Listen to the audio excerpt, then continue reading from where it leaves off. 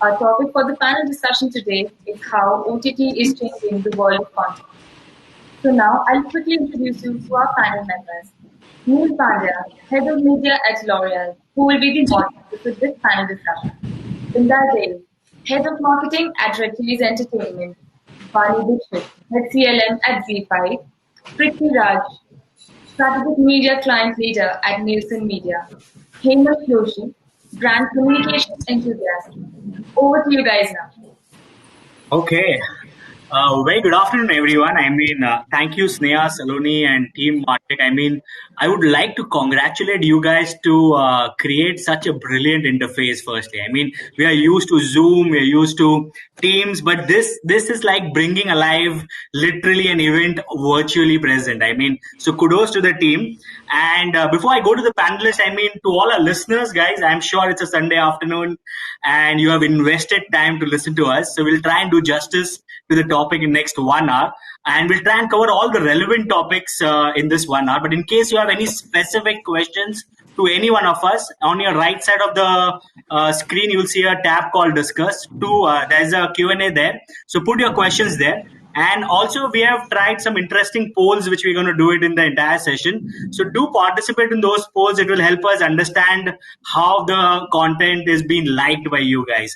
So that, having said that, let me come to the panelists today. I have a brilliant panel. I'm really excited because I have experts covering from all the domains present today. We have Vani, who represents Z5, and she's going to give us perspective about how a OTT platform guy thinks.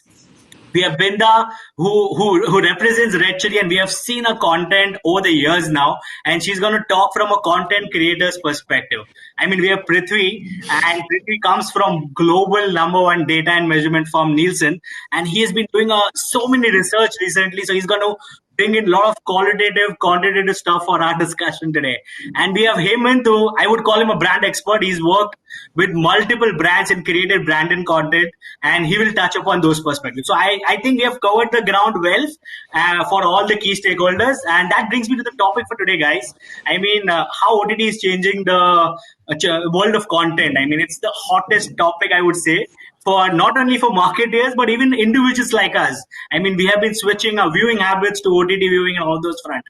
So let me not waste time, and let me jump to my first question to Prithvi. Prithvi, we have been, seeing the decks which Nielsen has been sharing recently.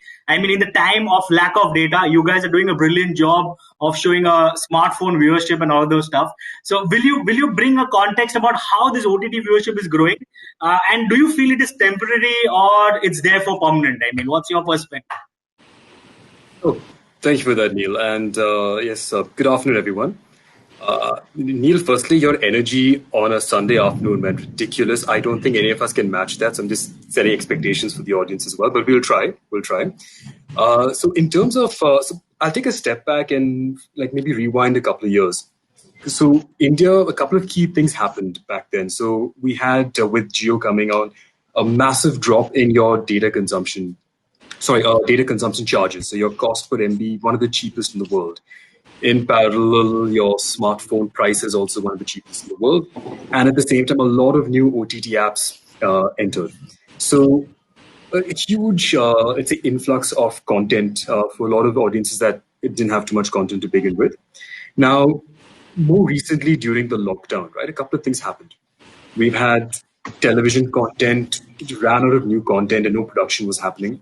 At the same time, we were all stuck at home, had a lot of time on our hands, and didn't have much to do except watch OTT content. So we're seeing that during the lockdown, a significant increase both in the reach as well as time spent on video streaming. I think from some of our internal data, time spent on video streaming in a week increased from 3.5 hours a week pre-COVID to about a little over 4 hours a week post-COVID. These are average figures, so it's pretty remarkable. Now, since then, more recently, right now, we've seen that the lockdown is lifted in a couple of parts of the country. People's lives are to some degree returning to normal. And there's been a slight drop in time spent. It's still higher than what we saw pre-COVID, but it's about 3 hours and 45 minutes a day on average, which is still high.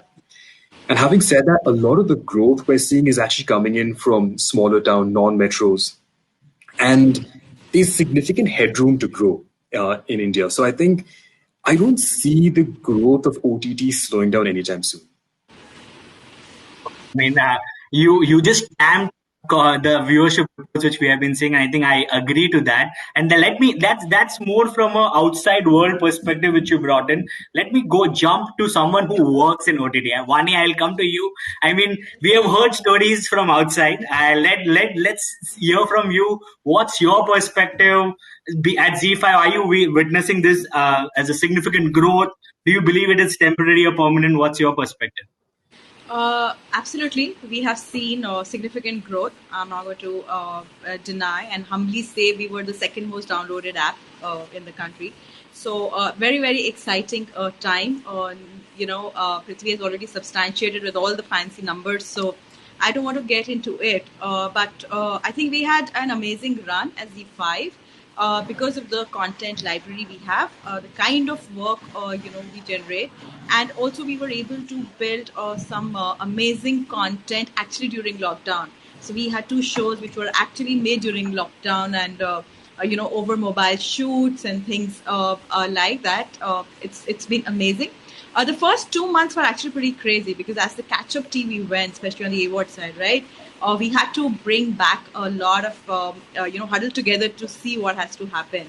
And then, we brought in some of our original content, especially in the romantic dramas back, for free content. And that kind of completely took the game off. And we consistently launched something. And I think that's got the audiences hooked to us. They saw the value with us on the subscription side as well. And yes, while all of this was happening for the consumers, we've not had an easy single day.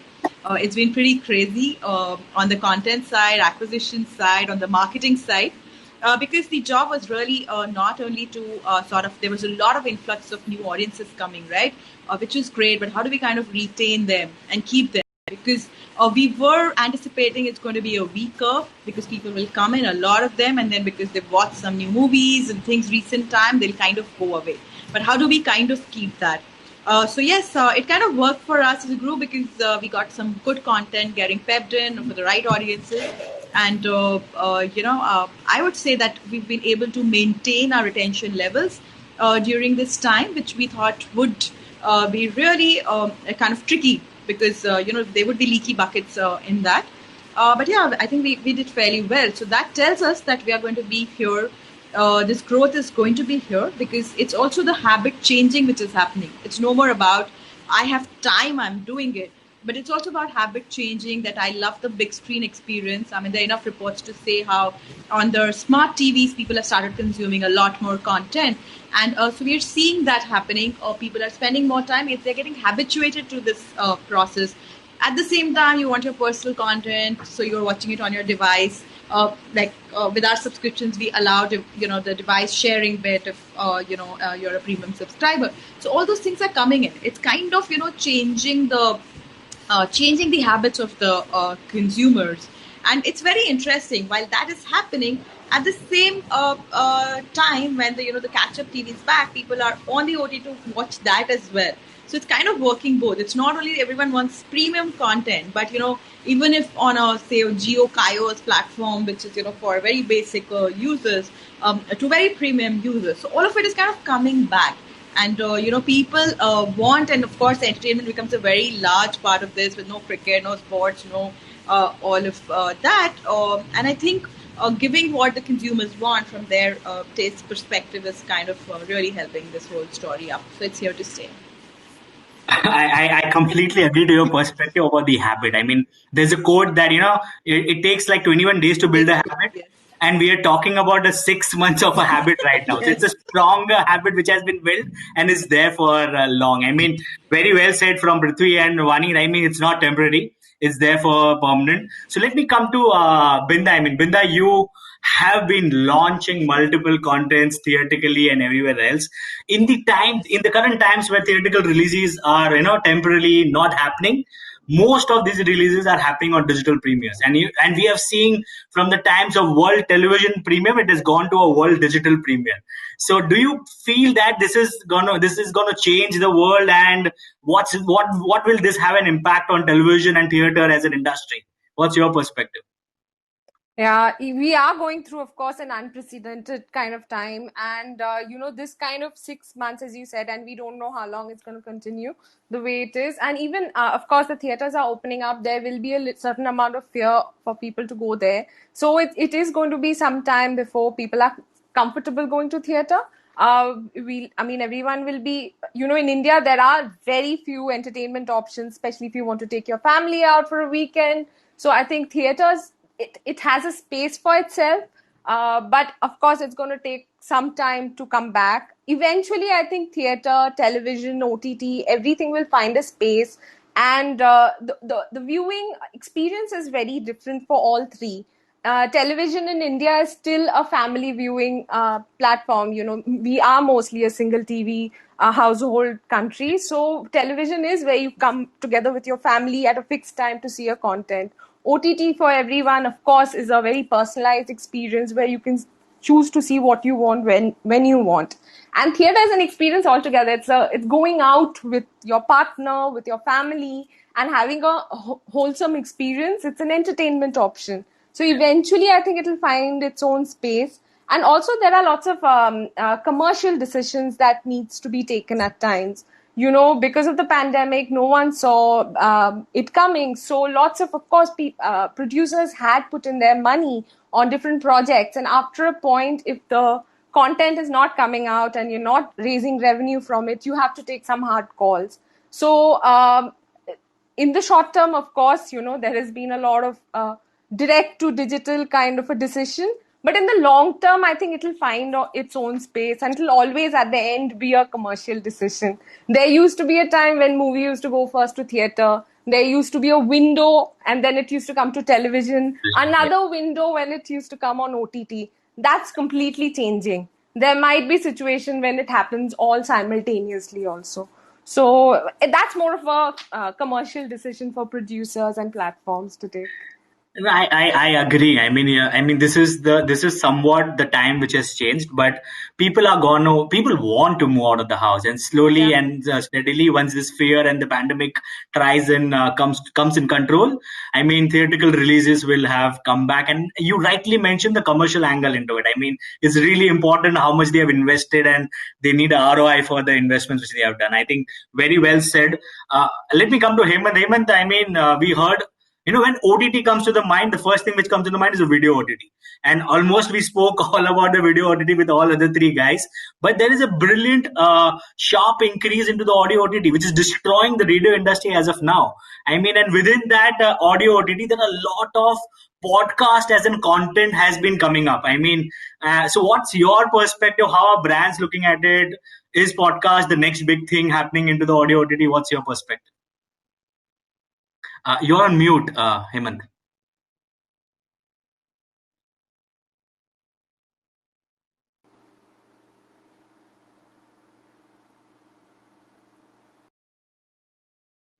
Can you guys hear me now? Yes, perfect. Oh, great. Cool. So there's a pretty interesting data that I came across and which is about Indian auto industry, Indian audio industry and its consumption, that Indian consumers are spending 21.5 hours a week listening to music, clearly making India a biggest music-loving country as compared to a global standards of 17.18 hours a week. So one thing's clear, that Indians are up for audio. Now that we're sure of people being interested in it, we had to figure out how and what do we throw at them, keeping barriers like, slow internet speeds, long daily commute and stuff. So hence, as per my opinion, music streaming platforms came into picture. One big thing that happened, recently is podcast in India. Other streams such as audio series, audiobooks catching up. So I think if you ask me, by the looks of it, podcast is not only here to stay, but shine too. And I think a couple of other reasons why podcast is taking up, and I've formulated this in simple 3 C's. One, it's cost effective. Look at the production value of a podcast. It's hardly nothing as compared to a video content or creating original music and videos and stuff. Second, it's all candid. People love having candid conversations. I think people have given up staged conversations, and those scripted conversations when it comes to audio. Third C, as for me, is I think and it plays a bigger role is creativity. I mean, you could get as creative as possible when it comes to podcast. While okay, entertainment is taking the cake, storytelling, business, horror, children, politics, education, anything and everything could, be turned into a podcast. I mean, a night in a random hotel could turn into a podcast of 5 series. So, personally speaking, there's a lot that this medium offers, and there's a very interesting, incident that happened with me. I wasn't into it pre-lockdown, and but a brilliant sales pitch by a friend of me, which sort of lured me in, was. I mean, he said to me, so that, so what if you don't have time to watch stuff? You could do 10 other things while, listening to podcasts and these audio OTTs and all. So I think podcast as an economy is booming, is gonna, take up good level. So yeah, podcast is there. I mean, I agree. I mean, brilliant basics. I mean, you don't need rocket science to create podcast, and there's a demand about podcast everywhere from all of us. Look at this webinar; you can convert that into a podcast itself. I mean, so that's interesting perspective on audio OTTs. Vani, I mean, I'll come to you now. I mean, there have been a lot of reports which we read, and I'm sure recently we read about how subscriptions on OTT have been increasing significantly, and I'll bring in a more advertisers angle right now because I belong to an advertiser fraternity, and when more and more advertisers are subscriptions are happening, advertisers cannot reach to the cream audience who are subscribing, because advertising is not allowed to those guys. Do you believe that Z5 being the hub of creating a lot of original content will also see a lot of branded content coming into the space because advertisers are not able to reach to this cream audience? So what's your perspective on branded content in this space? You're on mute, Vani. Sorry. Okay. Yes, I can hear you. Yeah. Right. Neel, of course. So there are two things, right? One is, yes, there is a market for subscription and it is growing, right? But there is a market, what we call, which is advertising video on demand content, right? Which is free content. Thankfully, the TV shoots have started. The people, those catch-up TVs are coming. The people are kind of coming in.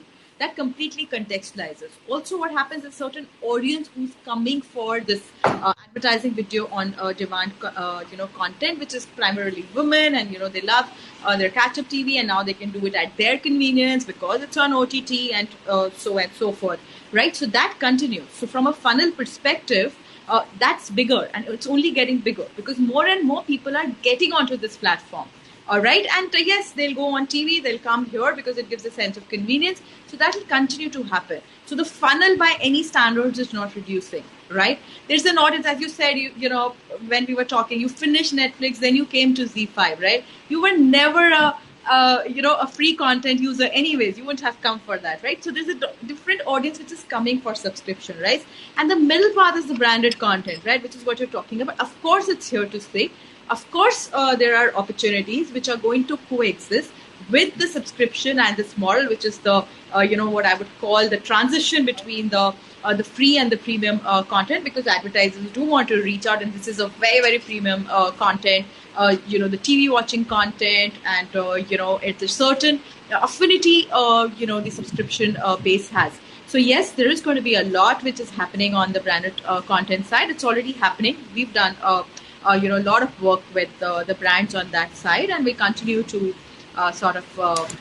do that bit on the branded content side. So yes, it's here to be here, and yes. Brilliant. Yeah, I mean, I'm looking forward to that content because there is a lot of original content which I've been seeing at Z5. I would love to see how brands are creating the merger of this original content with their own content and bring it. Right. So it brings me to Prithvi and all the listeners, guys. There is a poll on the right side, and we have just launched a poll sometime back. So to participate while you are listening to us also. So that will be an interesting stuff to look at it. Coming to Prithvi, Prithvi, we are in a Martech Summit right now. And the same question of what I asked Vani to you. There is branded content. One of the reason where brands would create to go to these cream audience. What are the other stuff apart from branded content would you believe is creating, what advertisers are trying to use to reach this cream audience from your perspective?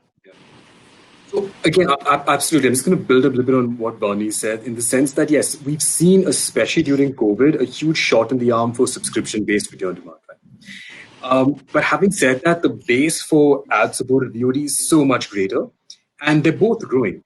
But it isn't because there's such a big delta between the ad-supported space and the subscription base. I think those are slightly different and both successful business models.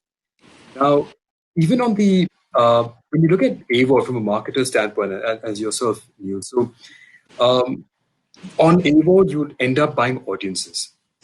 But on SVOD is a little different because typically SVOD has most likely slightly more affluent audiences because they're paying for a subscription.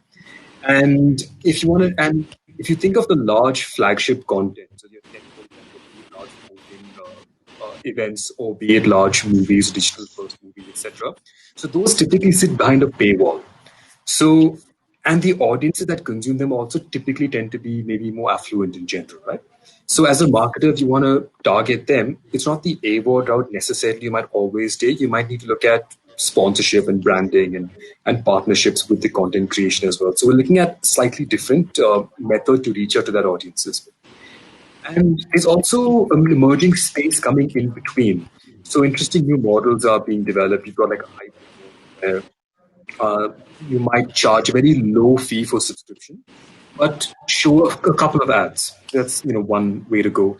The others, if you have a large free library of content which is ad supported, but you might want to charge a pay-per-view for certain content.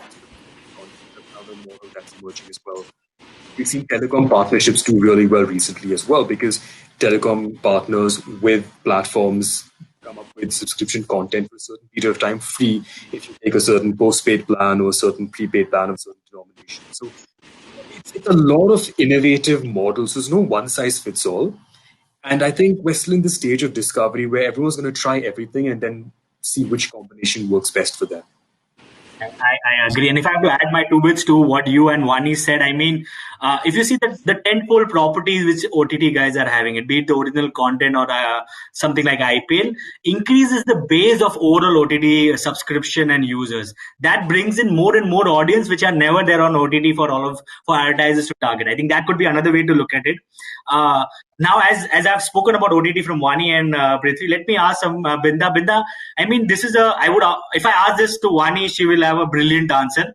But I want this question to ask to you because, how, as content across OTTs, somewhere is similar. To be very honest, international content might be similar across OTTs. How do one actually differentiate from one OTT to another OTT? And if there is less differentiation available on the content which is already available, will it bring in a lot of original content to have this into this space? What's your say in this? We can't hear you.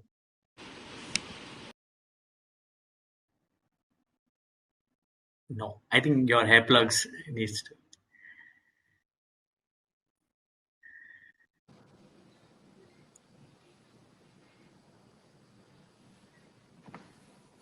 Okay, tech issues. We have got used to the tech issues when we are into the actual world. Binda, you're back. Can you speak something we can hear? If we can check if we can hear you. Am I audible now? Exactly. Go ahead. Yeah, so basically I'll answer it in two parts. One from the perspective of a studio, content studio. First of all, to create OTT, first of all, gives us a wonderful opportunity to experiment with new kind of content. So first of all, we have to generate lots of variety of different kind of content. So what Red Chillies has been doing over the last 1.5 years, we've been putting together a creative team from diverse backgrounds. So there is someone, say, a documentary filmmaker, someone who's been hardcore only working on script development, someone who has been mounting big scale movies and series. So first of all, you need to bring in people from different variety to bring in new ideas for creating new shows, IPs. In that case, which I think just as Red Chillies, everyone else is also in this, experimental stage and putting together their teams, because OTT is a new phenomenon and everyone together is trying to figure out how the content needs to be developed. We've realized writers is the backbone for creating any good series. Having a good showrunner, what is the importance of having a good showrunner on a content? So, this is, of course, as we speak, everyone, be it the OTT platforms or the producers in studios, we are heavily investing in putting together the right team. At times, you don't even have talent who are fitting in rightly. So a lot of training and development actually goes into it. Getting, coaches from, more developed industries who's been working on different series, getting people from there, getting cinematographers, different kind of talents, different HOTs for different kind of, verticals in creating a content. That is from the producer's point of view. Now to look at the OTT, currently the way it is, there are some OTT platforms which is completely dependent on AVOD audience. There is no premium paywall at all. And then there is the other side, which is completely SVOD. And in between, there are in this premium model where premium content is behind a paywall. So each of these, OTT platforms are catering to a very different kind of audience. When it's an AVOD audience, it is literally like the YouTube audience. They want to come and consume content, and they have an affinity for certain kind of genres. Similarly, when it's a premium SVOD platform, they have a certain preferences and kind of content they're looking at. Certain production quality also they expect. Now in between the premium models, most of them are backed by very strong television networks. Be it like, Z5, Sony Live, Hotstar, each one of them. So a lot of television audience come for catch-up content. So typically the female audience is very high because it's the primetime GEC audience who are coming, or it's like both for Sony and Hotstar. A lot of audience come for sports content, be it cricket or football for Sony. So, each of these audiences are so different and their affinity is different. The kind of content they are looking at is different. Again, Vani would be a better person to answer this. The growth path is also very different. At a particular point, a OTT platform might be actually going for the subscription audiences. So the kind of content you want to make at that stage is very different. So every, I think, 3 to 6 months, it's such a dynamic situation right now. The kind of content requirement versus the kind of content that's being developed is very, very, changing every day. I agree. I mean, I could see Vani smiling every time she had, because I know she had answers about original content. Yes, come to Z5. Female viewership, come to Z5. Vani, I'm talking on your behalf on that. That purposefully I didn't ask that question to you, because most of us know. I wanted to others from others' perspective. That brings me to Hemant. I mean, international content in India is increasing. I might be biased for my own viewership, but it is also seen that a fact that English movie channels on television have seen a bigger impact because these international contents are readily available on OTT. And having said that, what do you feel it will have an impact on the local content in India, and specifically the regional contents which we have been created in the country? What's your perspective on that, Hemant? So I think 5 years back, back in 2015, if I'm not wrong, international markets and, a couple of these English channels sort of realized the potential that India has. And I think it was a pretty conscious call taken to simulcast shows in India with US. And in fact, it was not only one show, there were 23 shows which started to simulcast at the same time as in US. So I think that was the biggest point of international content gaining a lot of attraction in India. Second, I think I'm being biased now, but I have to say I'm a huge fan of Game of Thrones, and Game of Thrones is one of the biggest case study when it comes to impact of international content in India. Now, there were pretty interesting data and stat, and these are not boring numbers. These are pretty interesting data numbers. So just give me hear it. Indians were the most enthusiastic about arrival of GOT in the world. I'm talking about the last season, the finale. Fourth most excited for sure, and I think India topped the Asian countries when it comes to engagement about GOT, and Mumbai being the top Indian city, which was super excited about the show. So I think this shows the impact and the entire nation towards international content. Another big example, and creating big impact is your K-pop and K-drama, I think and big impact, or that it has on local content is inspiration. I mean, it's a huge inspiration for local content, for local producers. Expectations of viewers have gone up. You look at the production value, or the money that have been invested in your local content now. Looking at these international shows, it shows that there is a return which is expected from local content. And I think one of the biggest reasons originals were born in India is just not showing a show which is released in US to just showcase it on a channel for US or an app and all. So yeah. And second big conversation, which is in India, and I think it'll always stay. There's no beating this, which is regional content. I mean, let's be honest, 1,600 dialects in this country, 22 government languages. Who wouldn't love to see content in their own, or language, or a language they usually relate to? So I think regional content is taking India by storm, and it's here to stay. One big example that happened last year was cricket commentary. Now, I don't know if you guys have paid heed to this. It was until last, it was only Hindi and English, but the broadcasters realized the value of including other languages when it comes to commentaries. So they've included that, and it has shows immense amount of growth and result in numbers to the broadcasters. So yeah, I think regional, local, yeah. I mean, you put in a brilliant point of inspiration. I mean, the audience is used to look at the quality of the content internationally, and that brings the local production of content to take it to that standard. And that's what all the OTT guys currently doing. I think very well said. Before I go to jump to Prithvi, Prithvi, you have something to add. Sorry, go ahead. I was just going to build on what Hemant is saying. Sorry, I didn't mean to hijack that. But like, if you look at television, right? So television, you're right, a lot of international content, but it's still a very niche audience compared to the large amount of GEC content available, Hindi content, regional content available. So English still forms a small but an important slice of the audience.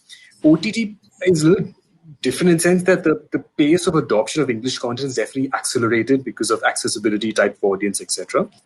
But we've been tracking this space for a while in terms of what content consumers are actually viewing. And we find that by and large, regional content is significantly higher than English content. So I don't necessarily see English content threatening the scale of the demand of regional content. But having said that, there's also an emerging trend where international content is brought in and dubbed into regional languages, and you're seeing a lot of adoption by that route as well. Mm-hmm. So again, a lot of blurring of the lines, but regional is clearly the number one demand. And again, Vani, you would see this as well from a lot of the user base that you're catering to as well. Yeah, I'd like Sorry, Neel, that's all I wanted to add. Right. I want to add to that.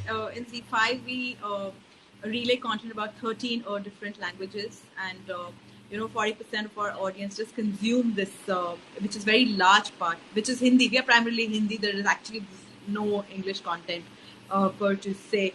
We are moving on a trajectory where we are actually making multilingual shows. So we made there's a very popular show we released during lockdown. It's called Lal Bazaar. It was actually made in Bengali as well as in Hindi. So it's even from dubbed, it's moving to bilingual. We have shows coming up which are in South languages and Hindi languages. So the same show being made bilingually. So it's no more even about having dubbed content. So that's where it's having. There's a huge appetite. The regional industries are very big. The kind of production quality and the content they are producing, I mean, it's as comparable to what happens on the Hindi side as compared to Bollywood, because their regional industries are very large in terms of building movies and stuff like that. So yes, and I think the next 100 million subscriptions which the industry talks about is really going to come from these regional content and from that tier 2, tier 3 cities we are talking about. That's how the strategy is going to be planned. It's a brilliant answer coming from everyone. I think it's the reality which we have been seeing from the perspective. So before I go to my concluding few more questions, there are like 5-6 questions popped up into the Q&A section also. So we'll give some time to that also. To all our listeners, poll is still on. Please participate if you have not. I've got all the interesting outputs of the poll. I do not want to release it before we want everyone to participate. So please participate in that. Before we go to the Q&A, guys, from what the people have for us, let's have a concluding remark from all of us about, we spoke right from subscription, regional content creators, theatrical releases. What's our concluding remarks, very brief concluding remarks about how OTT is changing the world as per you? I'll go to Binda first, and then we'll just take a round table from there. Just continuing from the last conversation also, how OTT has actually democratized content. Just as we are seeing, all the regional language content getting, a national exposure. Even international content, who would have thought like a show like Money Heist and Parasite would go the way it has? So actually there has been never a better time to be a content creator. If it's a good show or a movie, there is an audience for it, irrespective of the language. And thanks to OTT, you can have you can view the same content in different languages. It's easier to access different dubbed versions. So also, there were many kind of stories which would have never got to be made, because it doesn't make commercial sense if you have to take it to the theater, because there is a certain kind of cost of production, some kind of investment that goes in taking it to theater and promotion, and eventually you have to recuperate the money. So in that case, in OTT, actually that gives content creators the whole freedom of looking at creating new kind of content, and there is a restriction on the kind of budgets you have access to. It makes you actually think out of the box. You look at working with fresh talent. You look at giving opportunity to new people, taking chances, because the risk is low. And when you take chance and the risk is low, there is magic happening everywhere. Very well said. And you take chance, and there's magic currently happening in the OTT world. Let me go to Vani. Vani, what's your perspective about how the world is changing of content? Right. So I think the world is changing. So is OTT world changing. I think I've seen that in the last 1 year of being associated here. I can speak specifically about Z5, how we're changing things. There are a couple of things. And even from somewhere in the conversation we spoke, there are certain kind of fingerprinting which is happening for each OTT.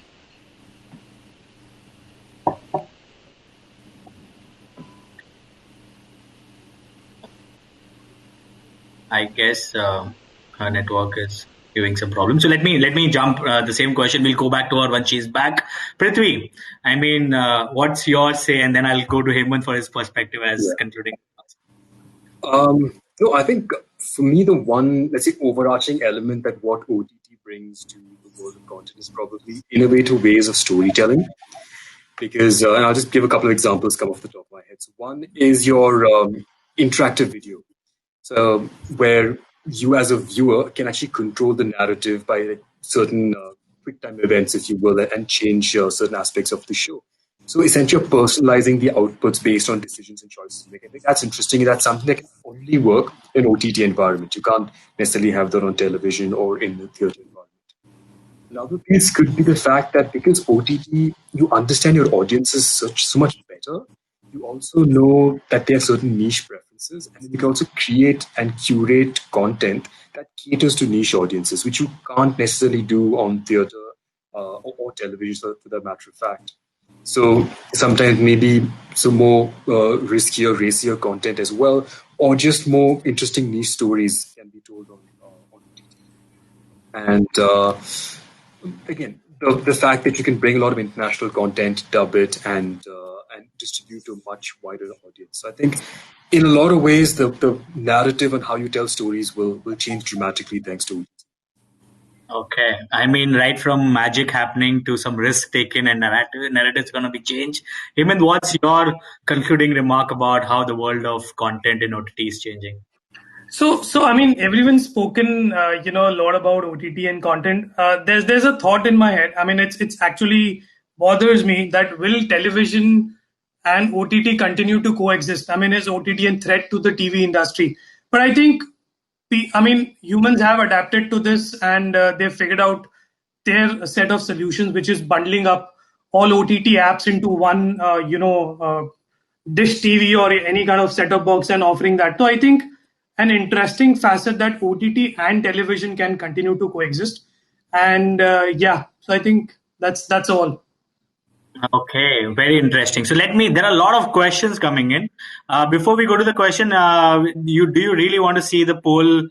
I mean, stuff which we have. Can we read that? Yeah. Absolutely. Okay. Yeah. So, how many OTT subscriptions do you have? Supposedly 33 of them say that 1 to 2 and 3 to 4 and 14 and above for none of this. And then, what do you prefer to watch most on OTT? 61% said movies. I mean, it's binge content which we have been talking about. Vani, are you listening? You need to create more original movies because consumers are demanding. Sorry, I got dropped off while I was talking, so sorry about Exactly. Vani, I mean, if you want to put your finishing comments, which you were saying, and we missed it, you can go ahead and do that, and then we'll go to the Q&A. Yeah, sure. So just 2 seconds to wrap up. So I was talking about how the stories like the fingerprinting by each OTT is happening about their own content, and we are choosing to be real and resonant and relevant to our audiences, and each OTT player is choosing what handwriting they want to sort of do. A very critical and important tool which we all have as players is really the personalization layer. Which is where you have people who are coming in from different taste clusters and how we can give different things to different audiences. So, if you watch romance, then really creating a show for you in that genre is what is going to bring you back and be with us. Versus if, you're a crime thriller user, we want to get more and more shows to you. So we are able to, segment the audiences. We're able to bring the right conversation, the right content for the right audience, what their taste is, and I think that kind of differentiates OTT versus say a TV or any other platform, because you're really able to contextualize, and parallelly you can give say a thriller and a romantic and a musical or whatever for all your audiences, and that kind of keeps each audience engaged with you at an individual level. So yes, if we are changing the world in terms of personalizing, in terms of recommending, in terms of using technology on how the content is consumed, because it's very personalized, it's very contextualized. Yeah. I mean, I am super educated on the OTT front, and I'm thankful to all of you guys on that perspective. There are so many questions popped up. We'll pick up some of them because we do not have a lot of time to do it. And I will leave it to you guys who want to pick and answer those questions. I do not want to pick up someone specifically to see, but I think Vani, you'll have to answer a lot because there's a lot going on to the OTT platform and those perspectives. I'll pick up one. This one could be for Binda. You can say OTT platform. Someone Darshan has asked this question. OTT platforms led to shutdown of movie rental business. Do you believe they will gradually lead to the end of the cinema movie trade? I think somewhere you answered this, but just a brief answer to the same. Do you believe that the movie cinema theater industry era will end because of OTT? This discussion has been there on for a long. We had dismissed radio at one point, print at one point. Exactly. One point. But I think with technology, all of the medium are also experimenting. And, like today, print is going through a crisis, but I'm sure they re-emerge in a new form which makes business sense to them. So because each of these platforms also gives a very different experience, be it OTT or television or theater, I think they'll each find their own space for the right kind of content and the audience. I completely agree. I think they will find their own space when things go to normal. Yeah. There's another interesting one. Do you think, again, Darshan has a lot of questions. Darshan, thank you. Do you think that with so many platforms trying to work on original content, content is now becoming a lot more repetitive with less fresh, original ideas. I don't agree, but I will let Vani or someone else to answer. No, Whoever wants to. not all, Darshan. It's not. There's so many stories to be told. We have such amazing, untold stories in our country. We have a long way to go. There is no dearth of storytelling, and I think everyone has the same story. Also, can be told with different lenses. It's that beautiful. So it's very, very much here to stay. None of it is getting repetitive. Yes, there is a wave that comes. One is making an action story, so there's another one making an action story, and yes, those things happen with movie. It happens, but as I mentioned, you have different audiences for different taste clusters. It will continue to happen. There is no dearth at all. I echo the answer completely. I mean, there is an interesting another question. I mean, with an increase asked by Shuk, with an increase in the competition between OTT players, major and the budding ones which are coming up, what would be the most important aspect of differentiation? Content, subscription, payment models, or any other aspects? I mean, Prithvi, Hemant, do you want to pick up on that front? Prithvi, go for it. Subscription. That's definitely an interesting one. Prithvi, you're not audible. Am I on mute? No. You're audible. Is it okay now? Oh, awesome. Sorry, network issues. So, what will be the success factor? I guess honestly, probably a combination of all, because it's a question that everyone's asking, right? And at this stage, there's no one size fits all. India's a very diverse market. You got different users with different tastes and different spend patterns and behaviors and interests. So it'll probably be a combination of everything. So you have to have interesting content. You have to maybe have content at different price points, different payment models, different partnerships. So time will probably tell which ones work out. But I think at this stage, we're all in experimentation mode. I wanted to just add to that comment, right? I think two things which will make a difference is really the content, which is what stories you are telling. And second is the whole customer experience, right? What experience you're bringing onto the platform. Because it is so digital, it's so right in the face, right? If your player is not working, it's like going to the theater and the movie's not playing, right? Like, look, imagine the experience of being there and not being able to see. So I think the whole technology which goes behind it, and that's why it's called Content, right? Content and technology. I think that's going to be a very, very big differentiator. How the partners invest into it, how they build the customer experience is going to be a very big differentiator. Yeah, I agree. I mean, imagine today's interface. I mean, I am wowed with the technology with it, and it brings in, it will lead into differentiation from one to other. I think that's very well said, Vani, from that perspective. I mean, there is another question there are multiple questions revolving around this particular stuff. I don't know whom to ask, but I'll put it open to everyone. I mean, what's our take on the talks put about censoring the content on OTT? I mean, adultery content or all those stuff. What is the perspective from the panelist from that?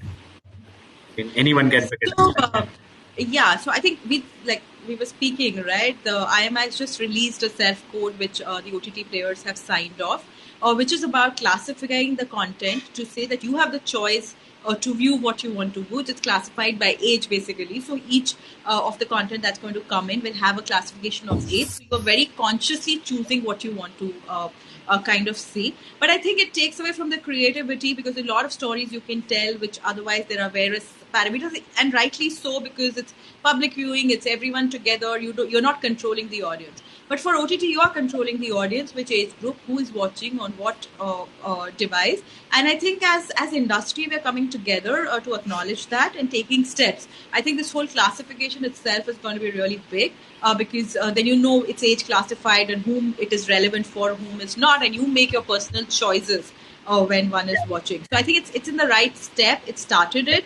And yes, it's going to be, we have to be responsible at the end of the day as an industry, and I think that's what's happening.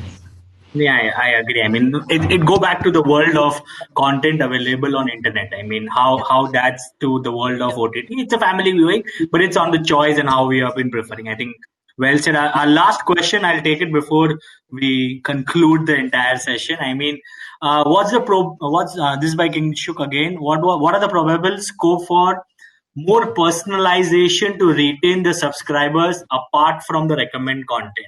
I mean, interesting question. I mean, if you go from one user to another user, there is technology which throws in recommend content. This is your past viewing. So what are any further personalization stuff available? I mean, if I may. Vani, So- I mean, you are the one who is doing that. I would love to hear it from you itself. Yes, see, recommendation is very large part of it, right? That you're contextualizing what the audience is seeing. Definitely, that's there. The second is the user experience. You know, we have lots and lots of devices available in our country, especially the Chinese cheap devices, which kind of give you all the functionalities, but not the power to sort of keep the apps and keep the consumption going. That's the second piece that kind of defines. So therefore, a lot of investment in technology in seeing how the platform can work across devices as beautifully it works. Of course, not everything is made for iPhone users and premium Android users, but also for the other low-end devices, because that's where even a lot of our tier 2, tier 3 audience is going to come. That's the Bharat, right? In terms of reaching out. The third is something which Prithvi spoke also about, different business models. I don't want to pay a very large premium, but I still want to view a premium content, and therefore how do I price it better with maybe certain things. Like at ZEE5 we just launched what is called a club pack, which is watered down of our all access pack, and it has a lot of the catch up TV, which is before TV. You can watch TV before the episode comes on TV. There is what we call premieres of the episode. We've got some very nice shows lined up. We have some movies there. We had original especially for club sort of a thing. So it's a different audience. So therefore, slicing of also the subscription pack. There will be different packs coming in for across the industry to suit the requirements of how the users are going to be. So there will be personalization at that end as well. And therefore, our job is to keep our guys retain and keep making them come back. And mix of all of this is what is going to be there, which is really the experience and the the content and the pricing, the mix of three. Happy to see the polls. I mean, I will just repeat the answers of the poll. I mean, 60% of the audience believe that they have cut their cable TV connections and they watch only OTT. I mean, that's an interesting. Yeah, so they believe that. I mean, the second one, how many OTT subscriptions do you have? I mean, 28% have said that they have more than 4 OTT subscribed to. I mean, that's again a big number which we are talking about. And the last one was, what do you prefer to watch most on OTT? Yes, 56% still say movies. The number has gone down, but movies binge watching has been more on those days. So that's about it, guys. I mean, thank you all of you. I mean, I had a brilliant time spending Sunday afternoon. Thanks, Neel. Thank you Thank so you so much. much. Same here. Pleasure. Thanks, everyone. Thank you, Neel. Thank you, everyone, for such a wonderful discussion. This one was the most relatable to me as an individual and was certainly enjoyable for everyone else.